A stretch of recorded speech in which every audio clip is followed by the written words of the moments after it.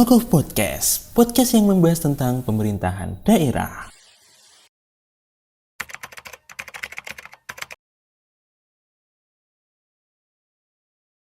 Halo teman-teman, kembali lagi di mata kuliah pemerintahan daerah. Kali ini temanya tentang reformasi birokrasi di organisasi pemerintahan daerah. Nah, ini menjadi penting karena setelah teman-teman kemarin belajar atau baca-baca tentang pemerintahan daerah, pasti ada banyak hal yang menjadi pertanyaan. Kira-kira apa sih yang kemudian digembar-gemborkan oleh para politisi, para pemimpin negeri ini tentang reformasi birokrasi dan bagaimana caranya meningkatkan kinerja pemerintah daerah. Kali ini saya sama Mas Angga. Mas Angga ini dari bagian organisasi pemerintah Kota Yogyakarta.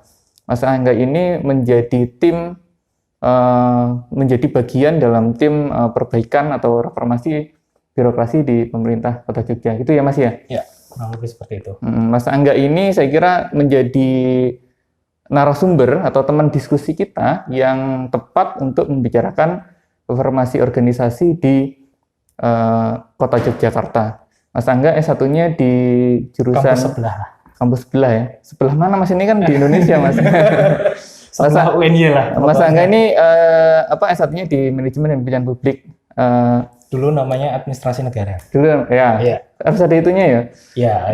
Di UGM, terus kemudian Mas Angga menjadi PNS ya di Kota Jogja. Kemudian Mas Angga sekarang nih sudah lulus atau masih menjadi mahasiswa Mas? Kalau itu masalahnya ijazahnya belum keluar. Oh, ijazahnya keluar. Tapi saya belum ngurus ijazahnya. Tapi bisalah kita nanti tulis di kredit ya. Mas Angga lulus di jurusnya apa Mas? Asia Pacific Studies. Asia Pacific Studies di Thammasat University ya. Ya. Di Thailand. Nah, jadi kalau misalnya ngomong sama Mas Angga itu kapun kap gitu. Saya tuh kalau tanya-tanya Pattaya gimana Mas gitu, itu dia punya sekian banyak daftar ya. Pattaya jauh Mas. Oh, Pattaya jauh ya. Saya di dekat Bangkok Mas. Pattaya masih ke selatan sana. Jadi kalau kunjung ke Thailand, nah Mas Angga nih tahu nih seluk-beluknya ini. Nah, saya akan tanyakan banyak hal tentang reformasi birokrasi yang sudah dilakukan di pemerintah Kota Yogyakarta. Nanti Mas Angga akan memberikan kita insight yang jauh lebih dalam terhadap apa sih yang sebenarnya sudah dilakukan di pemerintah daerah. Secara umum saya kira Kota Jogja berada di atas dari kabupaten kota lainnya ya, lebih maju gitu. Tapi walaupun seperti itu tentu saja banyak kendala, banyak juga opportunity, tapi juga banyak barrier yang kemudian muncul. Nah, Mas Angga, sampai sekarang itu reformasi birokrasi itu sudah jalan sejauh mana sih? Kan biasanya kita sering tuh jargon-jargon para politisi, baik itu presiden maupun ini ya, bupati wali kota itu udah banyak gitu yang kemudian punya jargon bahwa kita akan mereformasi birokrasi, kita akan mereformasi pelayanan, kita akan memperbaiki semua kinerja pemerintah daerah. Sebenarnya yang secara praktikal ya, di daerah tuh sejauh mana sih? Apa itu cuma jargon-jargon aja gitu? Kalau dibilang jargon dari sisi politis betul, tapi dari sisi birokrasi, reformasi birokrasi itu menurut saya, kalau saya pandangan saya pribadi, terlepas saya sebagai aparatur sipil ya, itu saya melihat reformasi birokrasi itu hanya sebatas reformasi administratif. Jadi kesannya yang saya tangkap, saya sependapat dengan almarhum Prof. Duyanto ketika kita bilang reformasi birokrasi itu hanya sebatas merubah paradigma di mana kita reformasi itu hanya sebatas perubahan dari aturan administratifnya saja sebenarnya. Jadi intinya itu perubahan administratif yang sebenarnya itu nggak berimpact apapun sebenarnya. Karena kalau kita melihat reformasi birokrasi sendiri, kalau di pemerintah daerah yang saya pahami sampai detik ini, kita lebih banyak berkutat dengan dokumen-dokumen administratif untuk laporan ke Kemenpan RB setiap tahunnya. Jadi lebih banyak dokumen administratif yang kita kumpulkan. Ini tahun ini milestone-nya ini, buktinya ini, hanya sebatas di situ, tanpa kita melihat kedalamannya sampai sebenarnya apakah benar-benar bisa memberikan impact terhadap masyarakat itu belum gitu loh.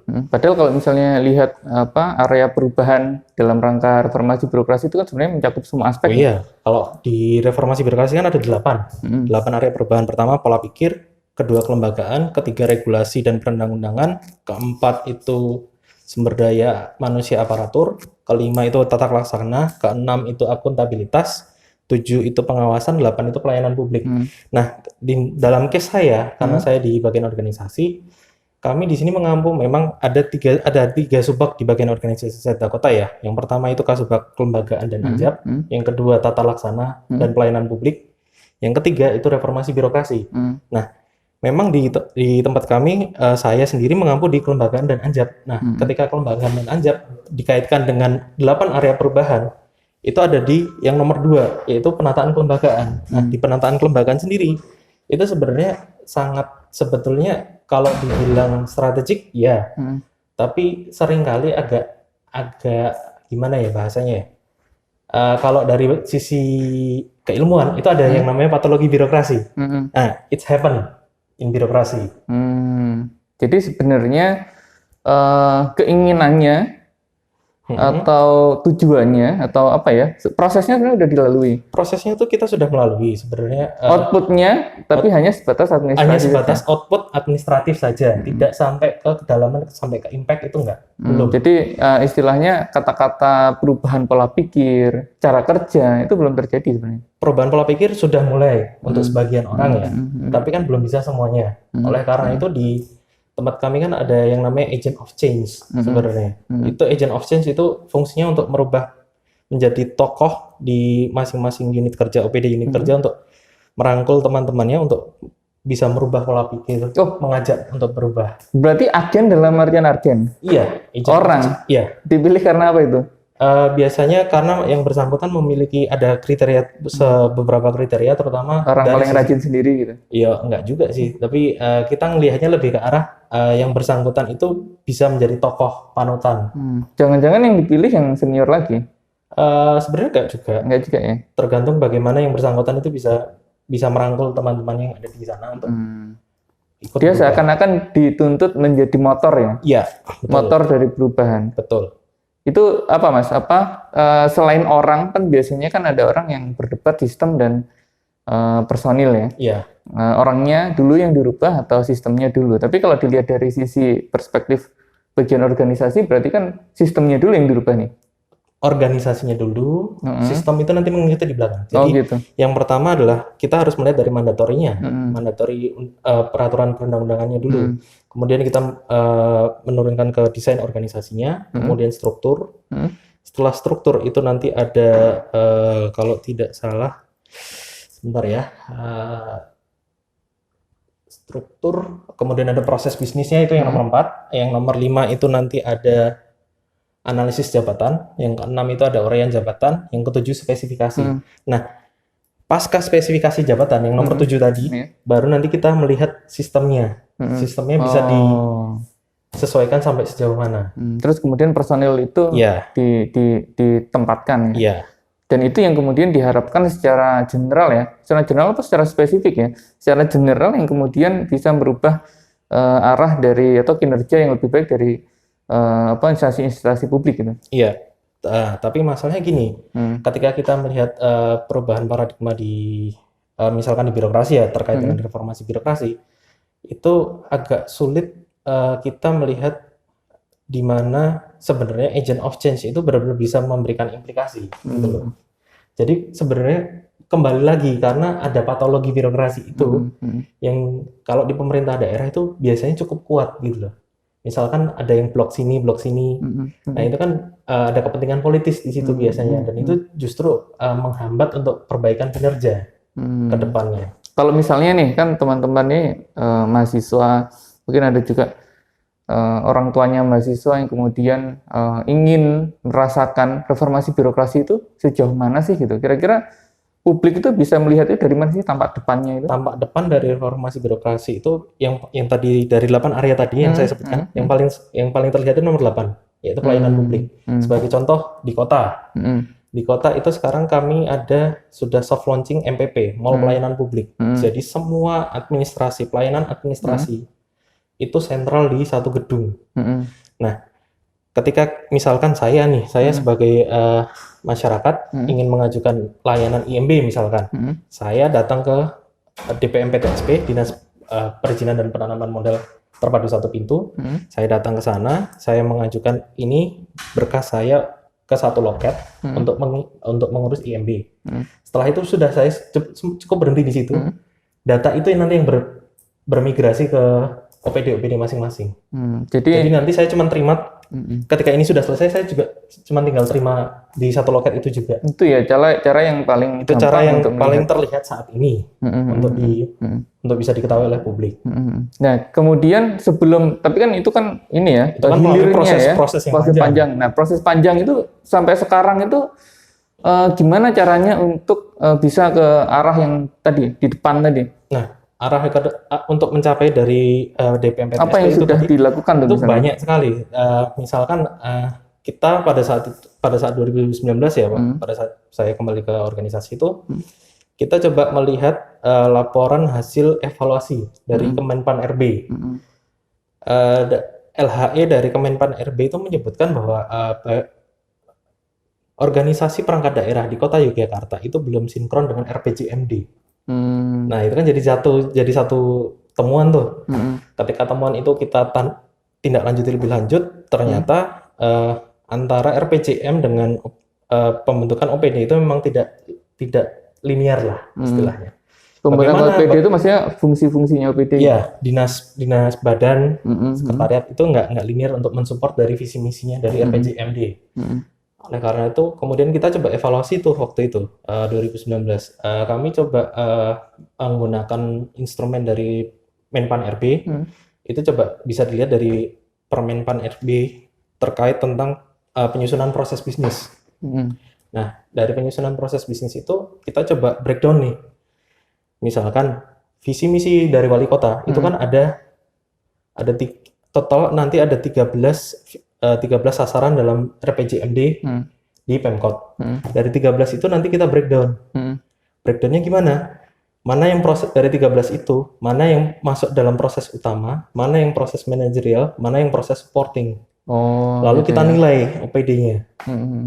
Nah, dari situ kita bisa ketemukan bahwa dinas ini sebenarnya supporting ke sini. Dinas ini sebagai key player nih di proses intinya core bisnis yang ini. Jadi memang ada ini ya, pembagian ya. Ada pembagian yang jelas sebenarnya pada saat itu. Hanya saja kembali lagi pada saat itu kita coba rumuskan lebih lanjut.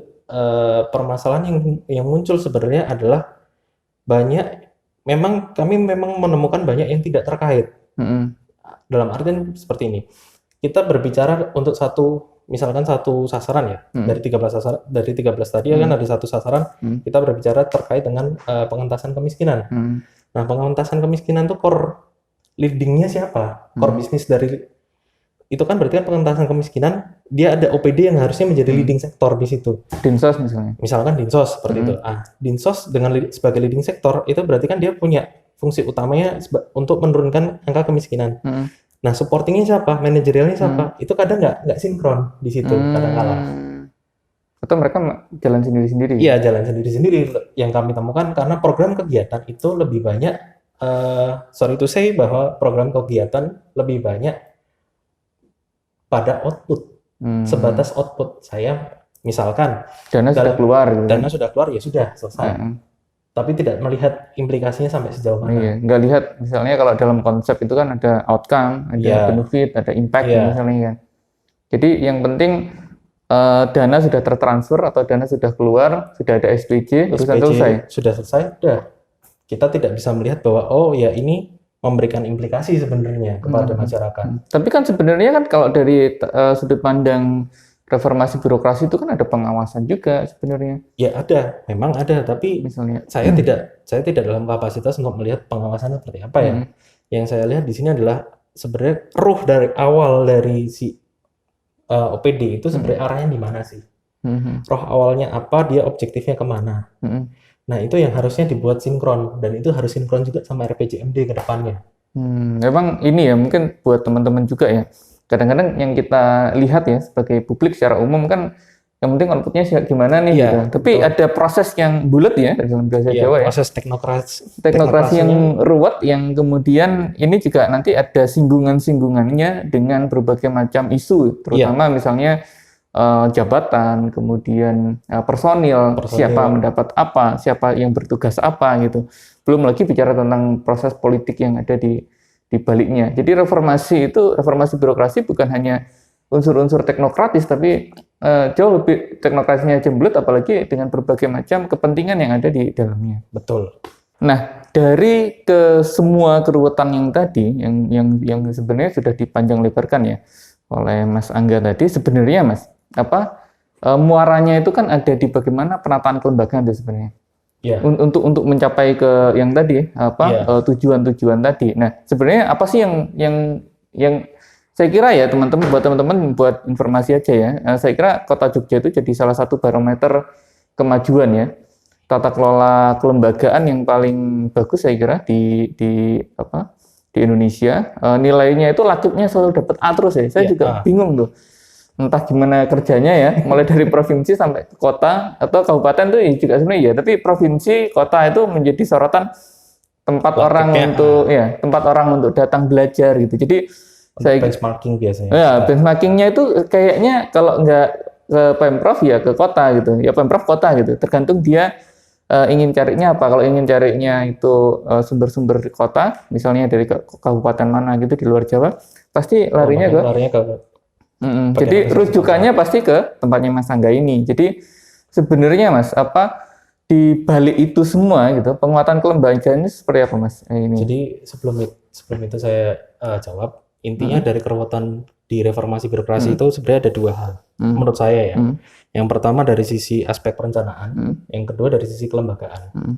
Nah, kontribusi keduanya itu sama-sama besar. Seperti yang saya sebutkan tadi, ketika kita bicara dari level provinsinya tadi, kita ngomong pengentasan kemiskinan, penurunan kemiskinan, dari sisi perencanaannya itu karena normatif, sehingga OPD-nya juga membuat perencanaannya normatif. Padahal OPD itu sebenarnya tidak memiliki fungsi pendukung, event pendukung terhadap pencapaian visi misi itu gitu loh. Nah, di balik keruwetan perencanaan itu ada kontribusi penataan kelembagaan yang sebenarnya tidak sesuai. Seperti yang saya sampaikan tadi di awal, adanya LHE, laporan hasil evaluasi dari Kemenpan RB, yang menyatakan bahwa antara RPJM dengan kelembagaan itu tidak sinkron.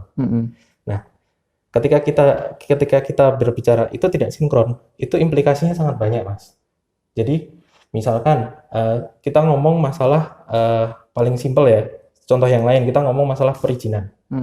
Ketika kita ngomong masalah perizinan, berinvestasi, itu kan berarti sebenarnya kan ada perubahan dari sisi kelembagaan yang bagaimana caranya membuat yang ditangkap oleh pemerintah pusat sekarang, gimana caranya pemerintah daerah melalui OPD itu bisa lebih slim.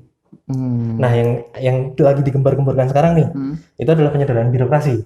Tapi buat saya, penyederhanaan birokrasi itu hanya ganti baju. Ganti baju dari yang sebelumnya ada eselon 4, yaitu Kasubag. Sekarang dihilangkan. Diganti jabatan fungsional, tapi dia sebagai subordinator gitu loh. Tapi terlepas apapun yang dilakukan oleh pemerintah pusat ya kepada daerah, yang saya soroti sebenarnya lebih ke arah bagaimana sih sebenarnya memformulasikan itu sendiri, memformulasikan OPD itu sendiri supaya bisa tepat sasaran. Karena kalau kita berbicara dari kelembagaan, roh dari kelembagaan itu sebenarnya ada di Undang-Undang 23 2014, ada di PP 18 tahun 2016, ada di PP 72 tahun 2019. Itu dasar pembentukan kelembagaannya. Dan ini untuk yang dicatat loh ya itu PP-PP-nya itu saya aja bingung gitu. Nah, 3 ini sebenarnya dasar untuk penataan kelembagaannya. Tapi untuk evaluasinya itu memang dari Permendagri, itu ada Permendagri 99 2018 dan Permenpan RB kalau nggak salah 30 2018. Yang mengamanatkan intinya setelah dilakukan penataan kelembagaan, kalau yang di Permendagri ya, Permendagri 99 2018 itu intinya mengamanatkan pasca penataan kelembagaan berdasarkan PP 18. 2 tahun setelah penataan itu dilakukan evaluasi.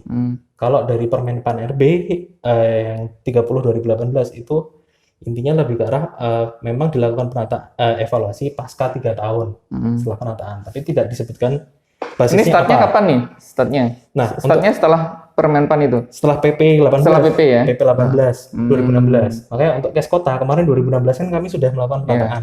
Makanya kemarin 2019 kami coba melakukan penataan kembali. Yang baru diresmikan di 2020 kemarin gitu. Nah, masalahnya adalah ada mazhab yang berbeda ketika mazhab ini apa jadi ini? kalau kita ngomong lebih ke kalau saya bukan mazhab tapi lebih ke arah kepentingan yang berbeda nih. Kenapa? Gitu. Antara LHE dari Permenpan RB ketika mereka mengisyaratkan untuk sinkron. Tapi dari sisi aturan yang saya sebutkan tadi ada 3 aturan yang mengacu dari pembentukan kelembagaan. Itu nggak bisa diganggu gugat gitu loh. Jadi ketika kami sudah melakukan analisa kajian melalui proses bisnis, sudah ketemu nih OPD-nya yang dibutuhkan apa. Ini bisa digabung dengan mana. Tapi karena di PP 18 2016 Jungto PP 72 2019 itu sudah ada aturan rigid bahwa urusan pemerintah daerah itu bisa dikolaborasi, bisa di merger dengan yang mana, itu dari PP. Jadi itu kekunci. Nah, aturan berikutnya besaran struktur pun itu juga sudah terkunci di sini, gitu loh. Jadi antara di Permendagri ketika kita Permenpan RB ketika kami mengikuti arahan Menpan RB untuk melakukan penyederhanaan penyinkronan itu dengan aturan dari Undang-Undang 23 dan PP itu nggak bisa sinkron sebenarnya. Karena dari sisi dari sisi pemerintah daerah sebenarnya kan kebutuhan dari pemerintah daerah yang tahu kan bahwa pemerintah daerah butuh dinas A, B, C, D itu kan yang tahu pemerintah daerah bukan pusat. Pusat hanya memberikan grant-nya seperti ini, batasan-batasan di sini. Tapi masalahnya batasan-batasan itu justru kadang-kala itu membuat pemerintah daerah itu oh ya udah kalau ini bisa dimaksimalkan kenapa tidak. Nah itulah yang terjadi gitu loh. Makanya salah satu contoh ya, ini pendapat saya pribadi. Ketika kita berbicara urusan perpus dan kearsipan, itu kan dua urusan pemerintah daerah non pelayanan dasar ya. Dua ini itu seharusnya kalau menurut saya itu cuma cukup 2 bidang. Tapi kenyataannya untuk beberapa di Dinas Perpustakaan dan Kearsipan. Dinas Perpustakaan dan Kearsipan. Di kota itu 4 bidang. Bukan 2 bidang. Yang misalnya 4 bidang itu apa aja? 4 bidang tuh yang perpus 2, yang arsip 2. Ya sebenarnya itulah buat teman-teman biar nggak pusing ya. Ada 2 bidang untuk yang perpus, 2 bidang untuk arsip. Padahal sebenarnya kalau kita mau melihat kedalaman di proses bisnisnya, itu 2 bidang cukup. Satu proses bisnis itu core bisnisnya punya perpus atau core bisnisnya punyanya arsip. Udah selesai gitu loh. Tapi ini jadi 4. Nah, dengan besaran struktur yang seperti itu, berarti kan sudah ada inefisiensi nih. Iya, benar. Inefisiensi kerja karena SOP-nya jadi berlebih. Ada inefisiensi anggaran karena harus menambah jumlah karyawan misalkan di eselon 4-nya. Jadi pembayar pajak itu membayar lebih untuk urusan itu gitu istilahnya. Jadi untuk teman-teman biar tetap relate sama ini ya. Tetap relate, makanya reformasi birokrasi itu sebenarnya tidak hanya kita berbicara terkait dengan nanti akan jadi satu pintu, itu enggak. Pelayanan itu macam-macam. Termasuk perpus itu kan juga pelayanan sendiri gitu. Tapi kalau misalkan dia strukturnya itu terlalu gemuk dan dia SOP-nya terlalu panjang, masyarakat juga menjadi malas kan untuk pinjam ke perpus atau sekedar visit ke perpus gitu. Iya benar. Tapi itu yang kemudian atau itu susah untuk dirubah gitu. Karena kan tadi udah beberapa tahun sudah mencoba ya untuk reformasi birokrasinya. Nah, case-case seperti itu sebenarnya susah dirubah itu gara-gara apa, Mas? Kalau selain yang tadi ya, selain misalnya ketidaksinkronan peraturan atau misalnya ada keinginan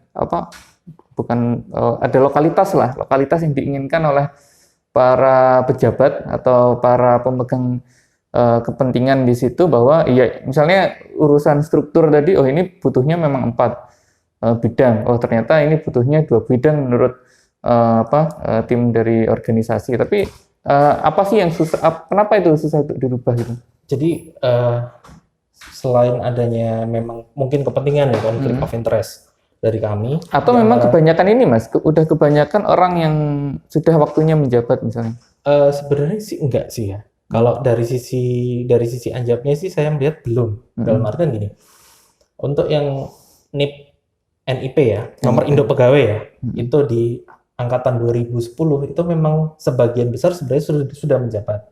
2010 ya? Ya, 2010 itu sekarang udah golongan berapa ya? Paling 3D. tidak 3C, 3D. Itu memang sebenarnya sudah menjabat. Tapi sebenarnya saya lebih melihatnya tumpuan yang di belakang ini loh. Yang generasi sebelum generasi kita, sebelum generasi kami, yang generasi baby boomers itu kan banyak sekali. Anu ya, generasi ini ya, orde-orde baru ya. Ya, nah yang baby boomers itu kan banyak sekali dan mereka kan sorry itu di zaman Orba, zaman dulu itu kan masuk ke pemerintah daerah itu kan lebih unsur karena kedekatan ya. Saya tidak menunjuk siapa, tapi ketika zaman dulu itu kan memang orang mudah banget untuk masuk. Ketika kamu dekat sama ini, kamu dekat sama itu, ya udah kamu masuk ke sini. Zaman kita kan belajar ya. Ya, zaman saya kan kita harus belajar, kita harus compete sesama CPNS yang lain gitu loh. Nah, ketika zaman dulu yang terlalu banyak itu menjadi burden dari pemerintah daerah juga gitu loh. Walaupun mungkin ada yang qualified, ya, tapi tidak semuanya gitu loh. Nah, ketika yang tidak qualified itu, terus bagaimana nasibnya? Masa ya sampai mau pensiun juga nggak diinikan istilahnya. Teman-temannya udah jadi kepala dinas lagi. Teman-temannya juga ada yang udah kepala dinas, ada yang ini, nah, kan juga nggak enak juga kan. Istilahnya ada nilai tepo-tepo lah kalau orang Jawa. Apa ya Mas? Jadi istilahnya kayak ini yang program ini MBKM loh ini ya. Iya, sorry. Untuk seluruh Indonesia. Jadi ini. intinya kayak ada apa ya, perasaan tidak enak. Nggak enak lah. Sungkan ya. Sungkan.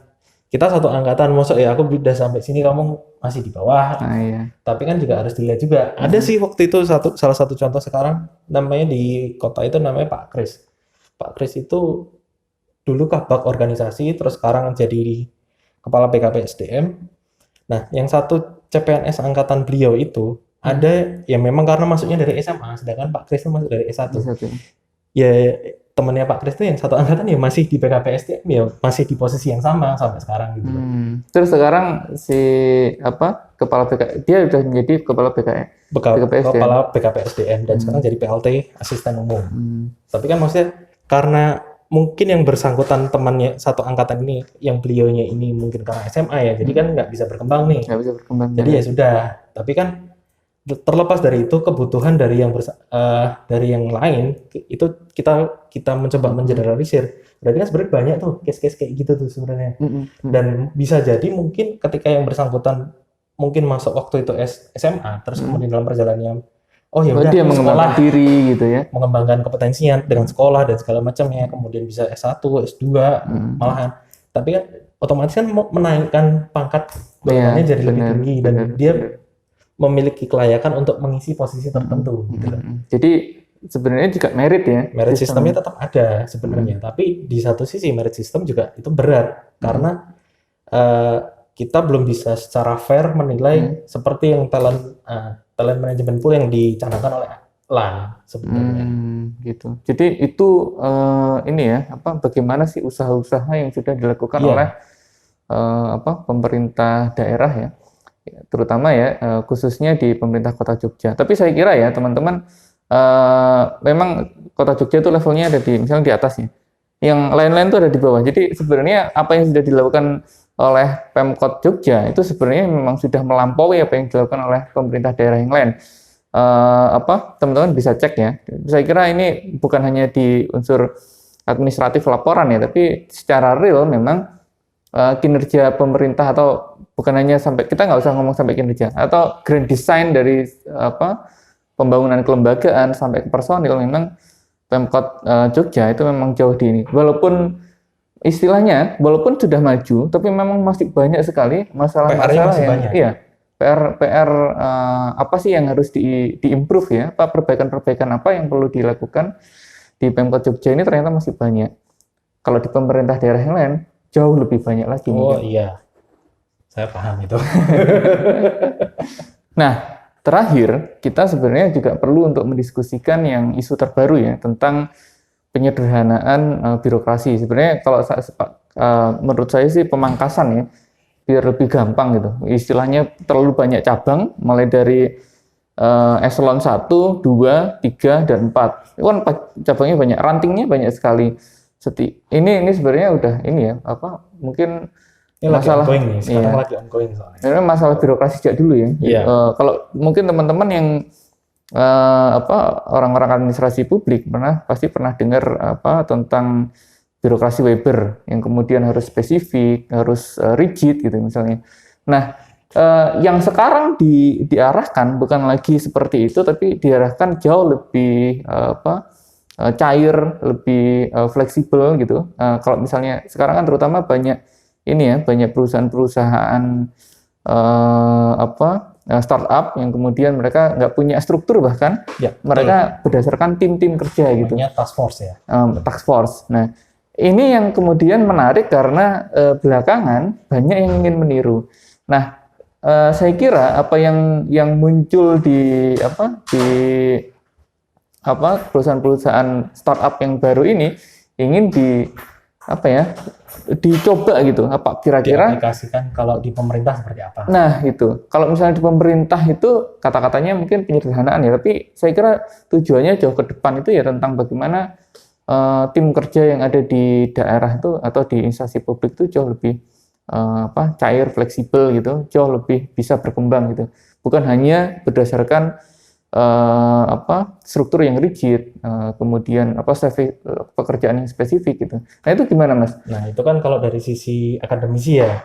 Secara Ideal konseptual akademisi ya. ya. Kalau dari sisi praktisi saya di pemerintah daerah, kami melihat dengan adanya penyederhanaan birokrasi itu sebenarnya intinya waktu itu kan lebih ke arah pemangkasan eselon 4 kalau di pemerintah daerah. Kalau di pemerintah pusat itu pemangkasan eselon 3 dan 4.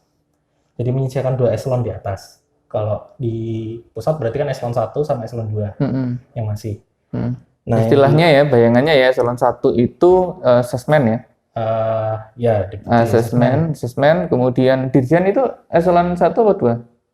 Dirjen apa ya? Mungkin eselon 1 ya. Seingat saya ya, atau misalnya dia 2A mungkin ya. 2A ya, 2A itu kalau di pemerintah daerah tuh masuknya ke Sekda. Sekda. Nah, di kabupaten kota Sekda. Nah, jadi kalau teman-teman lihat bayangannya seperti itu, dan kabak ya biasanya, kabak dan kasubag itu di bawahnya itu dihapus di kementerian. Kalau di kementerian. Nah, kalau di pemerintah daerah itu masih sisa eselon 2 sama eselon 3. Kabak ya, terakhir ya. Terakhir kabak ataupun kabit. Kabit. Kalau di eselon 3 di pemerintah daerah. Nah, yang eselon 4 ini hapus. Tapi instruksinya eselon 4 yang kemarin menjabat itu kemudian diinpasingkan atau disetarakan kepada jabatan fungsional tertentu. Bisa jadi analis kebijakan. Nah, ini teman-teman bisa nih. Tapi analis kebijakan kan udah ini, analis kebijakan, perencana, analis kepegawaian kan memang sudah ada CFT-nya memang. Jadi angka kreditnya sudah clear dan segala macam aturannya sudah ada. Impasingnya ada di angka kredit itu.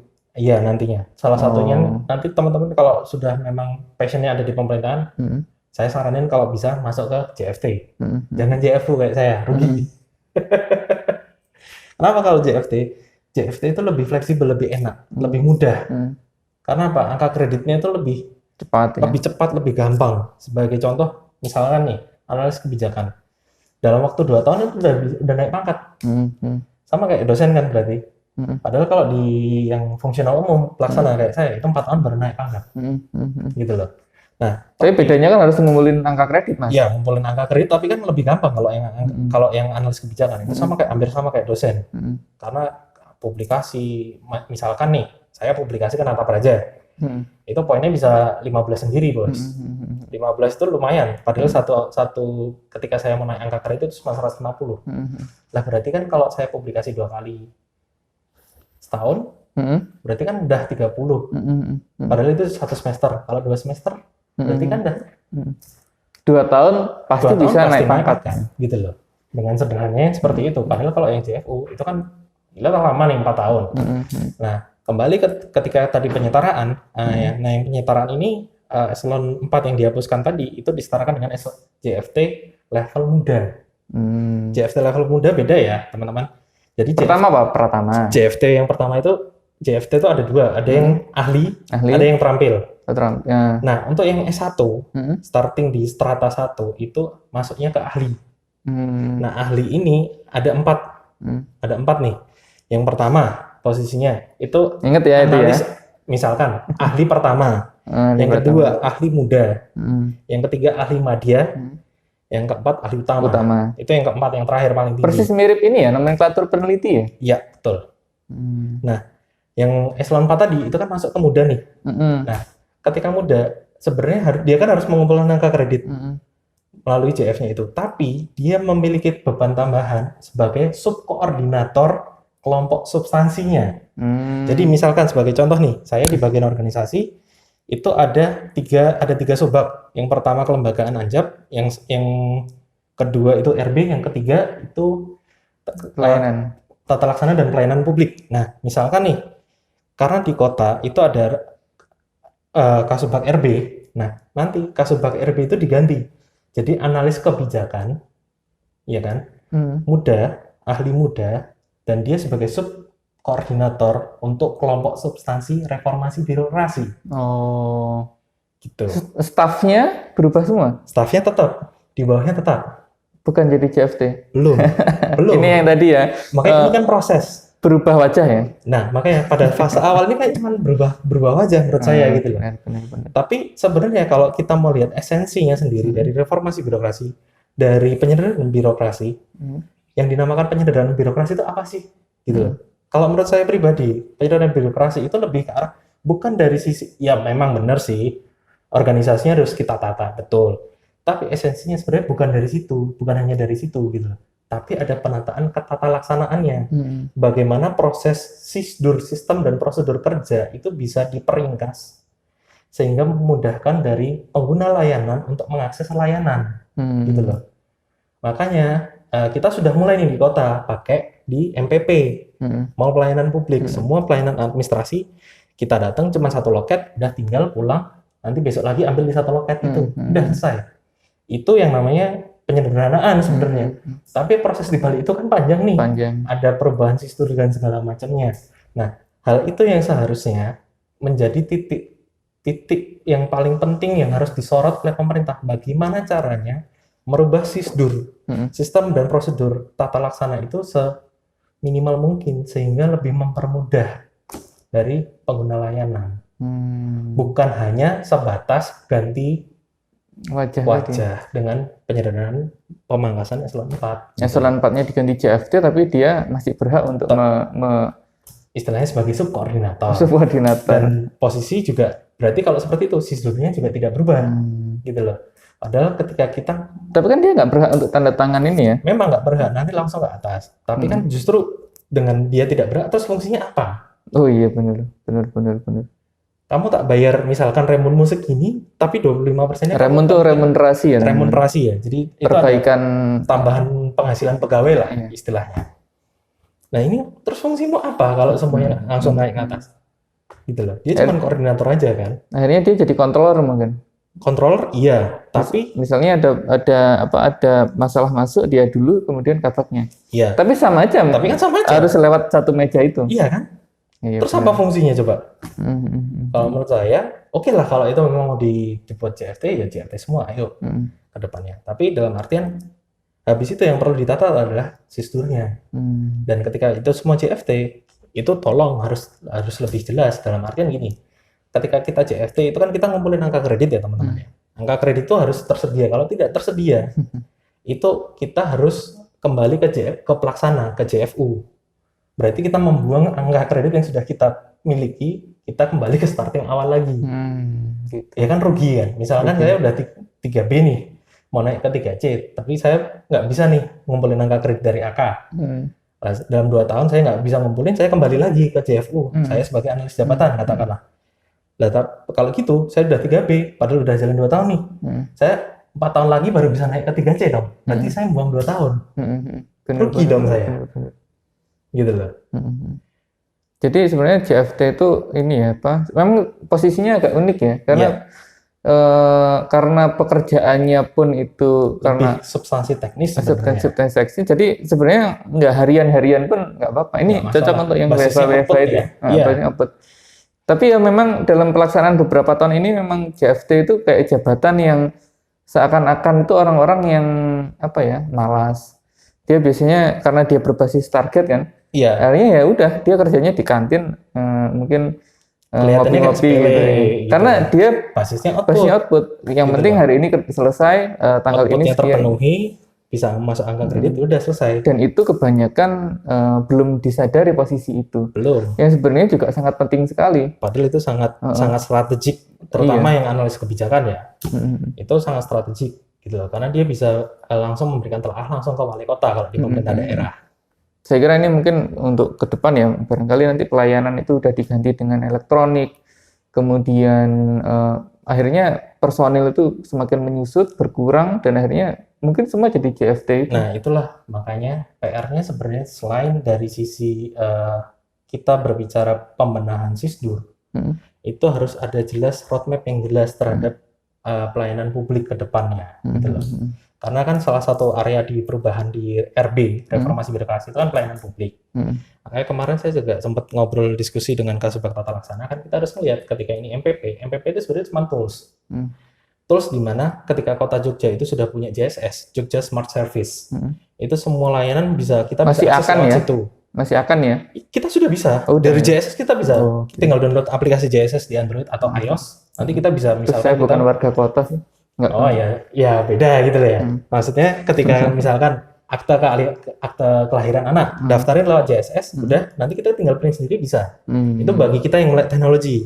Bagi orang-orang yang belum melek teknologi, mereka bisa datang ke MPP. Tapi itu kan sebenarnya cuma tools.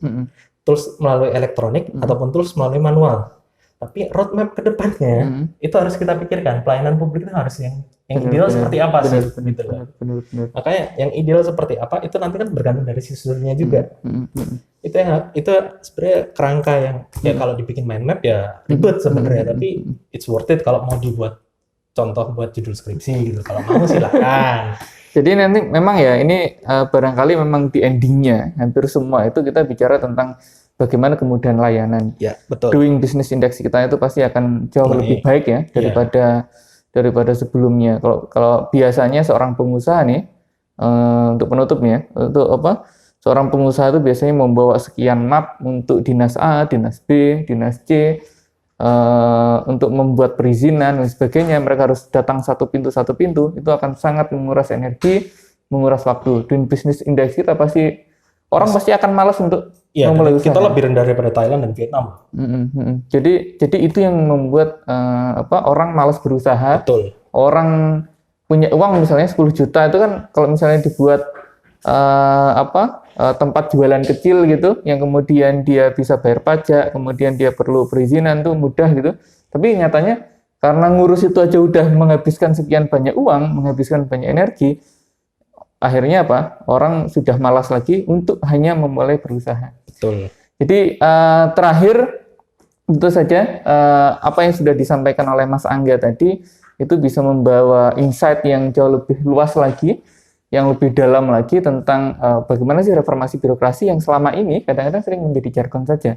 Tapi nyatanya memang sudah dilakukan dan ya memang menemui menghadapi banyak masalah barrier-nya banyak. Mungkin ya masalah ya kalau misalnya kita bilang barrier itu banyak sekali, entah itu dana, energi, kemudian banyak kepentingan terutama tuh.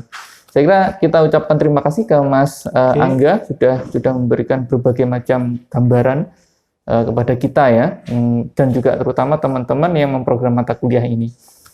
Kalau gitu terima kasih Mas Angga. Kapan-kapan main lagi ke sini dan teman-teman ini kayaknya kita tag-nya siang-siang, tapi saya kira cuma penutupnya say hi aja ya. Bye-bye di pertemuan berikutnya. Thank you.